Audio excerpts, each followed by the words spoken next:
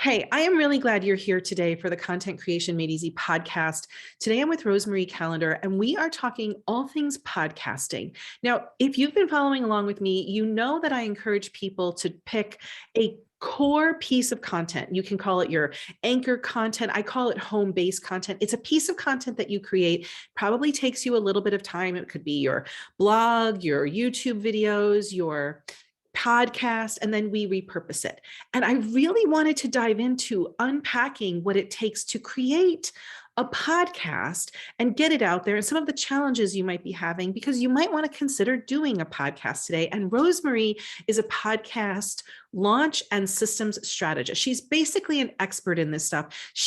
Her focus is helping purpose-led female coaches start a podcast off of their vision board and get launched within 6 weeks. She has a 4P framework. We're probably going to dive into a little bit of that today, but her goal is to help people get their voices out into the world, amplify their voices and inspire others to do the same. And she believes that we all have a story that we've got it within us and we should be telling it. And so I'm really excited to finally have this interview scheduled. We've gone back and forth so many times, Rosemarie. I'm so glad the stars are aligned and we're ready to go. So thanks for being here. Oh, yes. Thank you so much, Jen. It's been an absolute pleasure. I'm so excited to talk about this because I think that podcasting is a great venue, but there's a lot of things that can be in our way, everything from tech to mindset, right? And then of course, what to say. But I would love, before we dive in, tell us about your journey to get to this place of being a podcast strategist.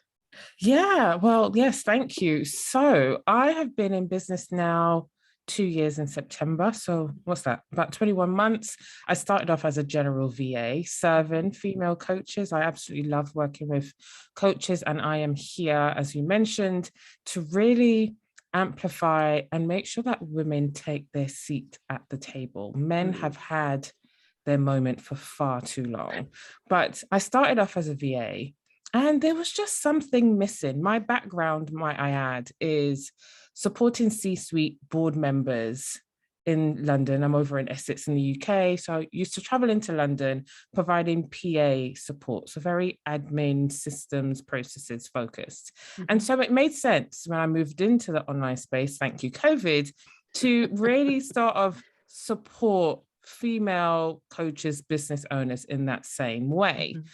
But supporting someone 2 feet away from you and 7, 8 women based all around the world is somewhat different. But I tried my best. I felt that I could do more. I wanted to do more. I wanted to put my little stamp on the world. And yeah, as I said, just really support women in a more impactful way. And so one of my clients, she is still my client to this day. She's actually got 2 podcasts, but she was launching a book in the spring and she was guesting on lots of shows in preparation for that. And my support to her as a VA was taking those transcripts from those guest appearances and pulling quotes for her social media. And long story short, that's how I got into podcasting. I was like, I'd listened to podcasts before, but you never really think deeply, do you? You just accept all this stuff that we have in life. And I kind of just went down the rabbit hole of Google, learning more about podcasting. And Christmas 2020, I took a podcast manager course, and the rest, as they say, is history. This year, I niched even more into the strategy and the systems piece. And I'm sure we'll dig into this a little bit more, but that's because those are the 2 areas that I see podcasters not really focus on enough. And those are the 2 key pieces that I think helps make a podcast successful. Can you describe what it actually looks like when you meet a person who hasn't focused on systems? What is that person struggling with? Yes. So systems is very one of those words, isn't it, where you're not quite sure. But when I talk about systems, I am talking about processes and just using tools to make your life simpler and make your podcasting life simpler. So for me, very much around how much of your guest process can you streamline? Mm. Like, no longer do you need to go back and forth 10 times with someone. Oh, can you do this time? Can you do this time? Oh my gosh, I haven't got your bio. Oh my gosh. So as you know, you and I did for this show, fill out a form. That's it. So how much of that can you streamline? And then we're also thinking about planning ahead. I can say this confidently because I have been there and I have done it. Before I launched my show, I'd mapped out the first year of episodes. However, when it came to actually doing the research and sitting down recording them, I was very much, a bit embarrassing to say, but very much sort of a few days before the episode was due to go out. And you don't do your best in those. I certainly don't do my best in those circumstances. So a system around that is batching. What does batching look like for you? And so now at the beginning, well, the end of the month, for the month coming, I will sit down and really map out those, depending on if I have a guest or not, 3-4 episodes, so that I can get ahead. I never batch edit because for me, that's too much. But a lot of everything else is batched. And I've moved to seasons as well. So there's lots of different systems that a podcaster can put in place. But that's kind of where I've seen people burn out because they've not put certain things in place to. So what it's like, what you're describing is the person who's like, I'm going to have a podcast because I have ideas and I have things I want to say, but they haven't thought about all of these little thousands of steps that it takes on the back end for planning and then recording and then editing, and not only that, and then marketing. All of it is, they're all teeny tiny systems that work together. 100%. And I think a lot of people don't know all the teeny tiny pieces because there are, unfortunately, out there people, gurus, experts who are saying that all you need to start is a mic, a laptop, and a message. No. Okay, well, what do you need? Well, you need a heck of a lot more than that. I can tell you that. That's the beginning. But if you're listening to this and a podcast has been on your vision board, your dream list for a while, I will encourage you to think about, I call them the 4 W's and H. I haven't come up with anything more elaborate than that as yet, but one day the epiphany will strike. But starting with your why. So why do you want to start a podcast? I hope and pray it's not because everyone else is doing it. Like, dig deep. A bit like when you started your business, there's a why around that. The same for your podcast. Your podcast is an extension of your business, but in a way, it's not a separate entity, but you do want to apply the same to your podcast, because in those difficult months when maybe your growth has stopped for a little bit, or you're just feeling exhausted, you will think back to your why. So what does your why look like? For example, for me and my podcast, at the time I started, I very much wanted to streamline my content creation, sitting down and writing. I had no structure. I will dig into this a little bit later, but my podcast allows me to create content on a weekly basis. It allows me to, when someone drops into my DMs, can you asking for help? I've got a podcast episode on this. If a client asks for help about something, here's the transcript. So it just, on a content piece, that's a big part. But then, of course, there's visibility, there's building authority, credibility. It definitely helps with clients. I've had a number of clients on the call. I go through my whole spiel, and then they're like, and then I say, do you have any questions? Oh, no, I've listened to your podcast. I'm good. Like, what are next steps? So everyone's got a different sort of why they want to start a podcast, but just think carefully and make a note, have a podcast notebook, if you will, of what your why is. And then we go to the what. So what are you going to speak about? And I would like to add here that it is not about what you want to speak about. It's about what your listener. Amen, amen, amen, amen. Yeah, because a lot of people, I've had that on calls before, and I'm like, red flag. No. I mean, it is a mix of both, but more 90% what your listeners want to hear. So as a business owner, you should, one caveat I have about a podcast is you have to be really clear. I only work with coaches who usually 18 months, 2 years in, they're really clear on who they're serving, how they're helping them, what their objections are, what their desires are, what they go, all that kind of stuff, because that will feed into your podcast episodes. So what are you going to talk about? What are the objections? What do they need to hear? All that kind of stuff. So be really, really clear about what it is that you're talking about. And it might be that I always use mindset coaches as an example. Oh, yes. But it might be, as a mindset coach, your overall podcast theme could obviously be mindset, but how is that broken down? And really take the time before you set off. Do as I did.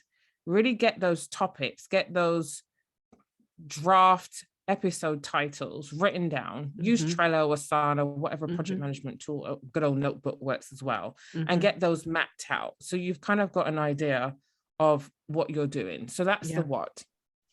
And I touched on this a little bit. Then we go to the who. Who are you speaking to? Who is your ideal listener? As a business owner, I would imagine that this is your ideal client, especially if the podcast is an extension of your business. If you're starting a podcast about knitting and you are a coach, then clearly the two have nothing to do with one another. That's so right. That is fine.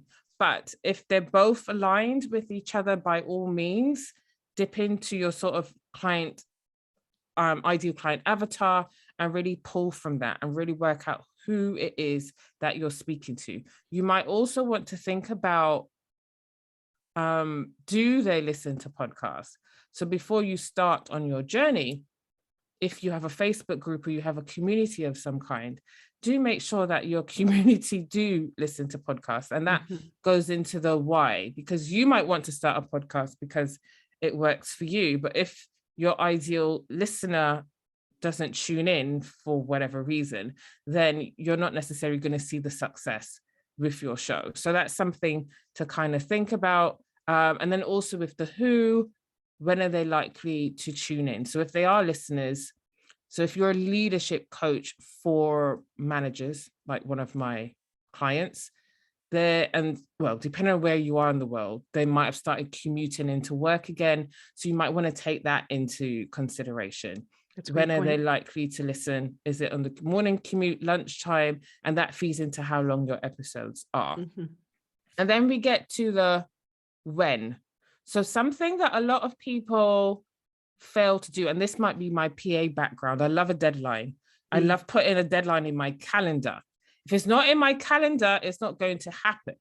So a lot of people say, I'm going to start a podcast, but they don't actually, or anything really, any sort of project, and they don't actually put that date in the calendar. Pick a date, not randomly, kind of look at your schedule, look at what's going on at home, in the business, and pick a date that feels right. Try to avoid any other launches, because a podcast launch is on par with a program launch. There's a lot of stuff, even if you're working with someone like myself, there's a lot of stuff to consider.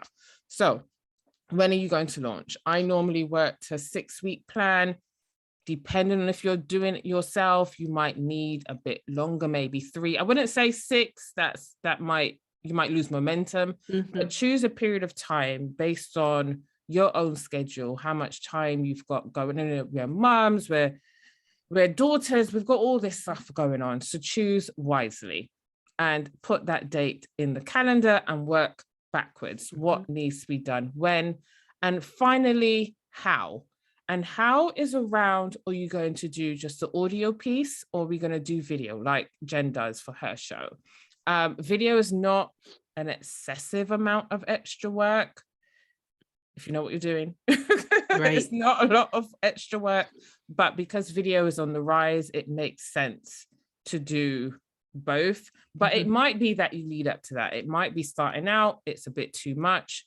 Totally understand, but something to keep in mind for the future. So those are the 5 things that I believe that you should think about before you even start worrying about a microphone, which is what a lot of people. It's so, you know what that reminds me of is when people say, I want to start a business, the first thing that they do is hire a web designer and a branding person before they do any of that. And they always suffer. And then they come back and they're like, oh, I don't know who's my who. I don't know what's my why. I don't know even what to be saying on this website. And so then you have to step back. So I love that you've given this advice, because it's it's foundational and it's not sexy, but it will save you so many hours and so much frustration on the other side. Yes. Yeah. Yes. And you will see success. Mm-hmm. Because I think a lot of people, I think, what's the stat? Is it 75% of podcasts have pod faded, which is another term for burnout. Wow. So the 2.5 million, I think we're on at the moment at the time of recording in June 2022. I think there are around 2.5 million podcasts. 75% of those have pod faded. And when I say pod fade, I mean there's anything from 3 to 7 to 10 episodes that just stopped. Yeah. There's no episode that says, oh, this is the end of the season. It's just very clear. I saw one the other day that had 3 episodes. It was clearly on launch because they all had the same date. Yeah. Nothing since. And that was in 2020. And that goes back to your idea of your point that if you don't have the systems in place, it's so easy. Having just the idea is not enough. It's just not enough. Systems, because then you get in there and you start mucking around and you're like, oh, I don't have capacity for this. That's exactly it. Yeah, Yeah. I think people really underestimate because they might be looking at the Amy Porterfields and the Jenny Cushers of the world. We have to remember they've got teams. I don't know how many people are in their team, but a lot of people or women that I work with are solopreneurs. They might work with me, they might work for VA, but they definitely don't have a team of 20 who, you know, I get an idea and I could just ping that off to God knows who to make it happen. So you just need to be really aware of your capacity. But it pains me when I come across a show, because sometimes I might want information on a topic and I do a search in Apple Podcasts. I was like, oh, this looks good. Oh, but oh no, 2020, 5 episodes. And I'm like, oh, what happened? It really pains me to see this. Right. So if you take nothing else away from this episode, please take the time, as you said, to put those foundational pieces in place and the rest will come in due course. I love that advice. So I want to talk about what happens next once you get those foundations done and you've carved out time and you reverse engineered and you know all of your whys. I want to talk about what still might keep people from going.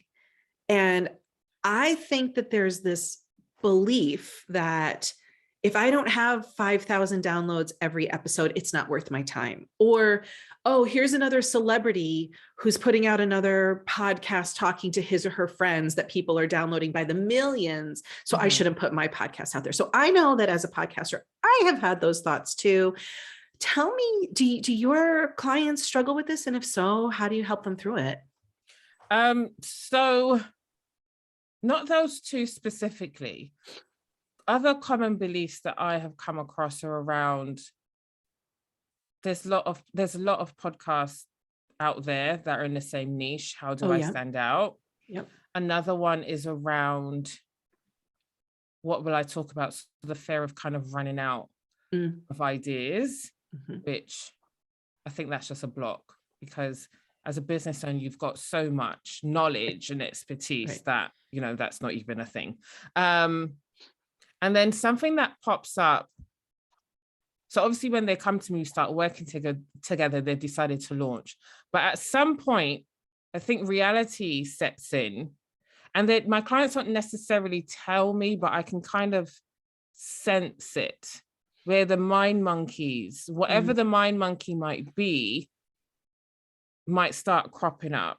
So one big thing is around that first episode when they sit down to do that first episode. And for me, not everyone does this, but I advocate for the first episode being quite introductory. Doesn't have to be very long, but 15, 20 minutes, just set the scene. It's a bit of an extension of the trailer, but you're just letting your listeners know a bit more about you, who makes you the person to speak on this topic and kind of what they can expect. So like I said, setting the scene. And when some of my clients, when they sit down to do that, there is very much this, okay, I need to re-record. And it's like, with one client, I had to get really strict. I'm like, right. No one is ever going to look back on their first episode and think, oh my gosh, that was amazing. So can you just upload it for me, please? Let us move along. So that's definitely something that I see. And feedback from a client once I recommend the trailer goes out. Remember, I do a 6-week plan. Mhm. So the trailer goes out 2 weeks before launch date. So week 4. And I have noticed to the point where I'm trying to think how I can tweak my own package, my own offer is, I don't know, people sometimes feel like, okay, the trailer's here, but I'm not gonna say anything about it. I'm just gonna. Oh. So then we go through. So part of my package, we jump on a call week 2 or 3, and we formulate a marketing plan. Because as you mentioned, marketing is a key part. If no one knows about your show, then there's just no point. So that's where marketing comes in. But marketing is not new to you as a business owner. So it shouldn't be like, Right. but I don't know, there's something about having a podcast. But I've noticed we do this whole marketing call, we pull a plan together, the trailer, your trailer goes out. Yay. I send my email, send Instagram messages or voice notes, and then I'm waiting. So then the trailer goes out, they post on trailer release day, but then they're supposed to post in between to just Mhm. get the audience engaged and subscribed. And then it's crickets. And I'm like, what is going on here? So I think there is that element of, oh my gosh, I'm really doing this, and the fear Oh. comes in a little bit. So there's lots of different pieces, but I think what holds people back is around, who am I to start a Mm. podcast? I need to do XYZ before I start a podcast. Like I need to Mhm. launch my book. I need to start my membership. I need to Mm. all that stuff for the business. There's a lot. There's a lot that we allow to hold us back. And I was definitely that person. It was February 2021. A coach I was working with, a marketing coach, was trying to, you know, find the right marketing route for me. And I was Mhm. like, I don't like Instagram. I don't like Mhm. LinkedIn. I don't like social media. Mhm. And she said, well, you should start a podcast. And I was just like, huh? No. And talk about what? And because I was only a month or Mm. 2, That's right. You had started in really. December 2020. That's Yeah. right. So it was kind of like, no. And then it took me about 3-4 months of not being able to really write, because I'm not a writer. I'm very much a Mhm. talker. Mhm. And it was like the idea was mine. I thought I should start a podcast. She As just if she, planted the as if seed. she hadn't told me like 3, 4, 5 months That's earlier. a great idea, Yeah, Rosemary. yeah. How Good did on you think of you. that? Yeah, You're exactly. brilliant. Exactly. But I think once I decided, of course I remembered, and I sent her a message to say I'm gonna do it.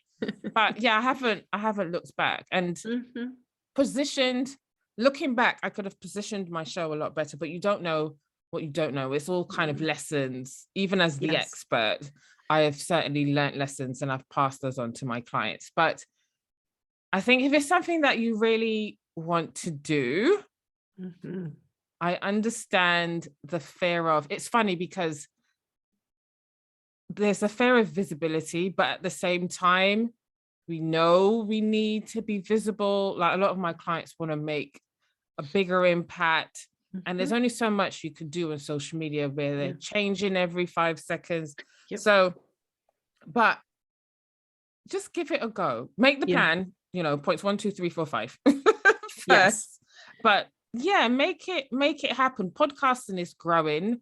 I did a post recently around there's a website called The Verge that predicts that the podcasting industry will be $4 billion by Mm. 2024. Wow. So I think currently it's 2. So in a year and a half, that's going to More than double. double. Yeah. Yeah. So we are, I say we, like I'm podcasting queen, but the industry is growing. So Mhm. why not hop on now and reap the Yeah. benefits? It's like anything in your business is you Yeah. have to give yourself the grace and the permission to grow and maybe suck a little bit here and learn a little bit more there. I never go back and Yes. listen to my old podcast episodes. I don't want to hear them, but they do. The reason I started my why was a client said to me in the middle of a session, I wish I just had a little Jen Liddy in my back pocket for Oh, those hard moments. And I was like, well, if I do a podcast, she can search whatever she needs and there it would be. And so yeah. that was my why, really, to serve my clients better. And it just kind of Yeah. grew from there. And the other thing I've struggled with, who am I to put this podcast out? There's so many bigger names talking about podcasting and content and all of the things that I talk about. And why would anyone listen to me? And I always like to remind people, as my father so eloquently says, there's an ass for every seat, which Yes. means somebody is going to like you and they Yeah. might not like that gigantic internet guru, or they want to hear your voice because they can't stand the voice of somebody else. Really, there's just you just never know how you're going to appeal to somebody. And it's okay that there's people you're not appealing to. And I think that if we can give ourselves permission to figure out what feels good to us, you know, there's no one right way to do any of this stuff. Yeah, 100%. That is exactly it. How you can make your podcast stand out is just being yourself. You are what makes your podcast unique. Of course, there's lots of different categories and they're all very, very busy or saturated if you want. But just remember, a lot of podcasts are not currently live. So the competition, so to speak, is a lot less than you think it is. So shoot your shot. And I might add here that I think a lot of people might think that, so one objection actually that I hear a lot is I don't have the time. Too busy to podcast. Too busy. Yes, that's where the name came from. That's definitely where the name came from, because I think a lot of people see it as something else to do.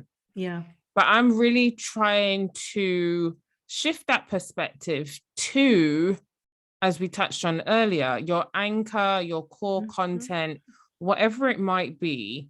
You're not doing content for social media email lists plus the podcast. Your podcast is taking over.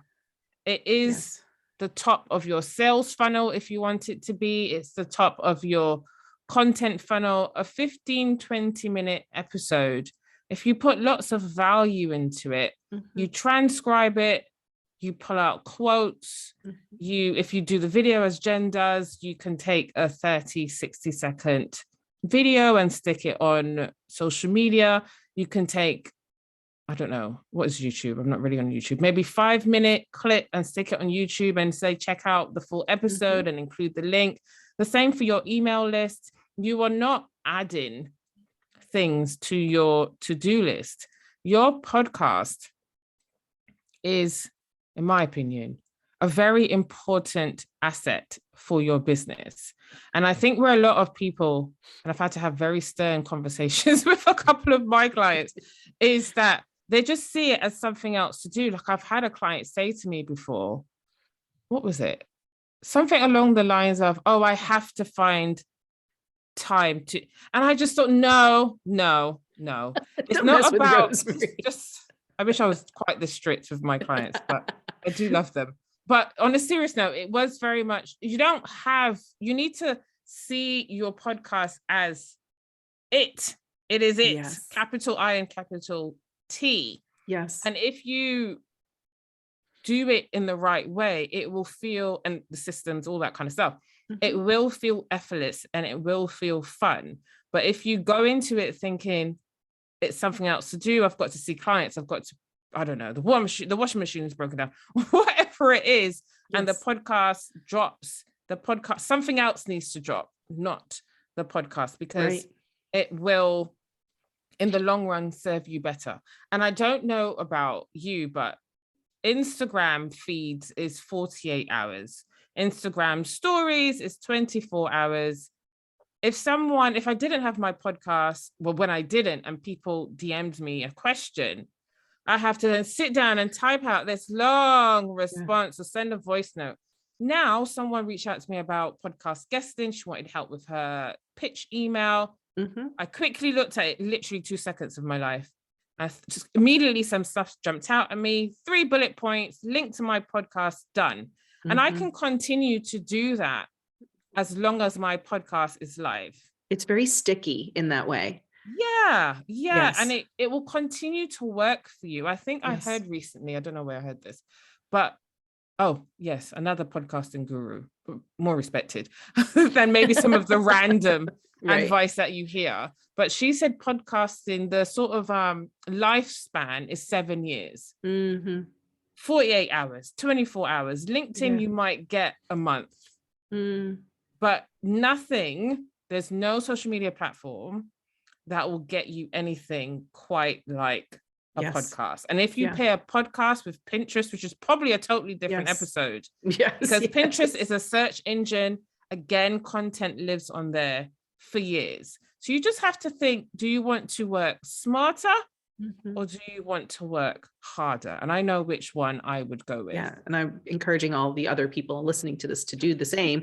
I had Presh Rogers on. I know you know Presh. She's the Pinterest expert. Yeah. And so she talked about Pinterest. So if you're wondering about how to pair Pinterest with your podcast, that's a lot of P's, go see Presh.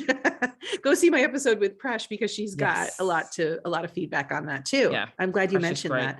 Yeah. The more sticky we can make our stuff, the better, because once people find us and they like us, they generally want to hear from us regularly. They want to go back. They'll listen to 2 or 3 episodes at a time. All of the things you've said have been such gems, Rosemarie. Thank you so much. So how can people find your podcast, Too Busy to Podcast? Where are you? Are you everywhere? So I'm everywhere, as I should be. But yeah, the main platforms, Apple, Spotify, Google, Alexa, Audible, all those kind of places. Where I am online, Instagram, I hang out quite a lot. Or if you're on LinkedIn, Rosemarie Callender, connect with me over there. And then my website is www.toobusytopodcast.co.uk. .co.uk, yes. Yeah. How do people work with you? Do you work one-to-one with people? So I work one-to-one with my clients, done for you, like I mentioned, 6-week launch, sometimes 8, depending on the client.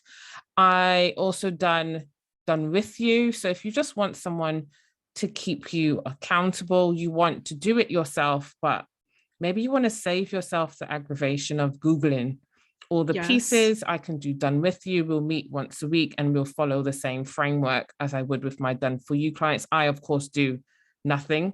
I just kind of give you the steps and voxer you during the week to kind of make sure you're making progress. So that's an option.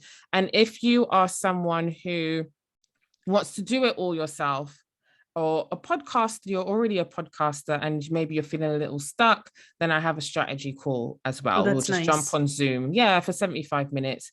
And that is your time to ask me anything that might be, burning. I wanted to encourage people, if you feel stuck and you have a podcast and you're listening to this, talking with somebody about your podcast can be really powerful. In fact, about 1.5 years ago, I wanted to change directions, really more hone in on general business and talk specifically about content. I was going to do that at the beginning of 2020. And I was scared to death of, like, I had built all of this stuff up and my podcast producer just, eased my fears, and we took care of all of the little systems and all the pieces and parts to make it happen. And here I am today with Content Creation Made Easy, which is so much more specific and so much more searchable. And again, podcasts are highly searchable. So again, it makes it more sticky. So if you are listening to this podcast and you've listened to the W's and the H and all of the foundations and all of the things that Rosemarie has shared with us, and you're thinking, maybe, I would love to move you from a maybe to a yes, because your people really do need to hear from you. And again, I always feel like on socials, we have that veil between us, right? Like it's usually not something we're doing live. It's usually something like a picture or something we wrote before, but really a podcast is now you're hearing our voice, you're hearing our cadence, you're hearing our interactions. And the other thing I love about having a podcast is that I feel that it adds a level of gravitas to your business, and it really develops relationships, because Rosemarie and I have had like several chats at this point. And, I love knowing her. She's in another country and she's got great content on Instagram. So it's really a relationship developer as well. Yes, I did a podcast swap with one of my clients recently. And one thing she mentioned was, for her show, she is about 4 or 5 months in, and she spoke about how her podcast allows her to reach out to people as a guest, because unless you're pitching yourself to the Oprah Winfrey's of the world, if you're pitching yourself to a normal, not saying that Oprah's not normal, but a normal business owner, it's very, very unlikely you're going to get a no. So if you listen to this and there's someone that you would absolutely love to meet and have a conversation, not saying that this should be your only why, but a benefit of having your really podcast would be it will open the doors, because podcasts allow people to talk about themselves and the topics that they're passionate about. So just sit on that a little bit. If there's 1 or 2 or 3 people that you think, oh my God, I would love to spend 30 minutes talking with this person, a podcast will allow you to do that. Great point. And don't be afraid that, like, who am I and my pathetic little podcast? Don't be like, I want to say this goes both ways. So I have invited big names onto my podcast and gotten a yes, and that is amazing. And I've also pitched myself, but I'll pitch myself to small podcasts as well as more established podcasts, because you don't know who's listening to those podcasts. Yes. It's really very possible that somebody could find you on a more obscure, smaller podcast and just really connect with you. So I always invite people to not be snobs about who they will say yes and no to, especially when you're trying to gain traction in your own business. Yes, 100%. Just make sure they're I So if their audience is gardeners and you work with, moms, then clearly that's not going to work. But just kind of be really strategic about that, so that you can, at the end of the day, it is about giving your listeners value. Yes. When you have a guest on your show, making sure that they get value from the episode, but from your perspective as well. Something another client taught me she was a guest on my show, was around a very key question to ask. Who can you introduce me to? Who should I meet that you know? So if you have like a laundry list of people and there's this really big person at the top of that list, who will get you? Who are the steps? I love that. To kind of get, she told me that about a year ago and it's still stuck in my head. So it's relationship building. It is relationship. There's so many pros to, I can't think of a con. Time, but as we talked about, I don't think because it replaces your content creation, there's not a huge, and once you get into the launch is tricky because there's so many different pieces. I recommend you work with someone. It doesn't have to be me. I love it to be me, but work with someone to get your show off the ground. And then if you want to pick it up yourself or some of the pieces, make sure that they're able to show you the best way to do that so that you can incorporate into your business so it doesn't feel like a burden or a chore. Yes. And then just watch the like my client launched hers 2 weeks before she launched a new course, and it was her biggest course launch ever. So there is certain things that you need to take into consideration, but there's so many pros. Yes, I agree. Just do it. If you're listening to this, just do it. You're missing out. It is so rewarding in so many different ways. And don't be put off by the number of podcasts out there.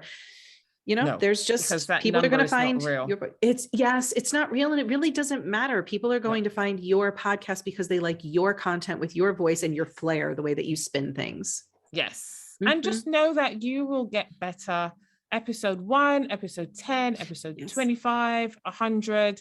If you were, I'm like Jen, I don't listen back. But if if you were to listen back, I promise you, even with one of my clients, she did a 12 episode first season. And because I'm editing it, I can hear the growth and the confidence. But I shared that with her because I wanted her to know. So she knew she was on the right track, and she really appreciated that feedback. Oh, that's so for great. Your listeners, just know that a bit like with your business, you will grow. So don't seek, that's another sort of thing. Don't seek perfection because it's not going to come. And you're just holding yourself back from this beautiful space that is podcasting. Yeah, it could really just bloom as you grow with it. Yeah. Yes. Well, Rosemarie, thank you so much for the insights in our conversation and the encouragement that you've given to people. So can you say your website again so people can go find you, and also how they can find you on Instagram? Yes. So it is www.toobusytopodcast.co.uk. I think .com diverts, so don't worry if you get that wrong. And Instagram is Too Busy to Podcast. So TOO busy to podcast. Love it. Thanks for listening today. I hope that you feel encouraged to put your voice out there. We really need to hear your voice and your content in your way. And don't worry about all of the perfection to get started. Just get going. So thanks, Rosemarie. Thank you so much. Bye, everyone.